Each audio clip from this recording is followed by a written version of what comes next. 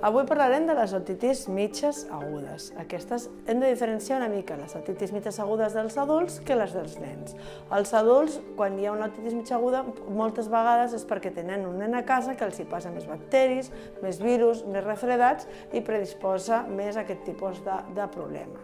Llavors, davant un adult, els símptomes que tindrà d'alarma seran dolor, tamponament de l'orella, prèviament igual ha estat refredat molt probablement, el sentirà tapat com quan puges a la muntanya i davant de tot això ha d'anar al seu metge de capçalera que li farà un tractament. En cas de que no vagi bé, doncs hauria d'anar a un otorrino per veure el contingut darrere del timpà.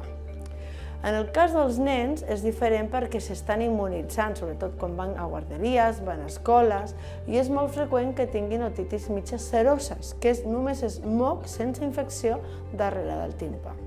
Llavors, des del nas, que és una cavitat bruta, per la trompa d'Eustaqui pugen gèrmens cap a l'orella mitjana, allà on hi ha el moc, que és una cavitat neta.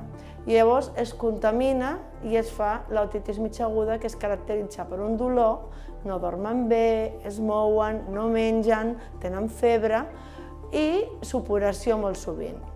Si un adult ha passat una otitis mitja aguda, no ha de pensar que el seu fill està passant la mateixa cosa, perquè els nens tenen el dolor d'una forma molt diferent, però sí han de portar-lo al pediatre o a un otorrino perquè li vegi tot això.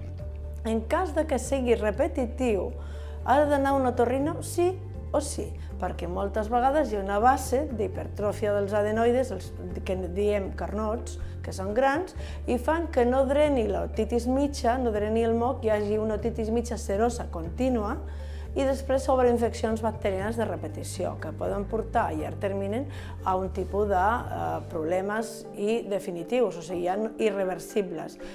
Primera cosa que poden fer els pares quan veuen que els nens fan otitis mitges o supura l'orella. El primer és que no li entri aigua.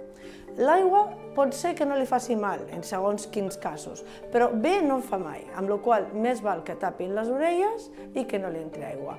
Una cosa molt important, més important que res, és no donar antibiòtics a la brava, sense una indicació mèdica perquè fem resistències i fem grans complicacions i otomicosis, o sigui, fongs a les orelles.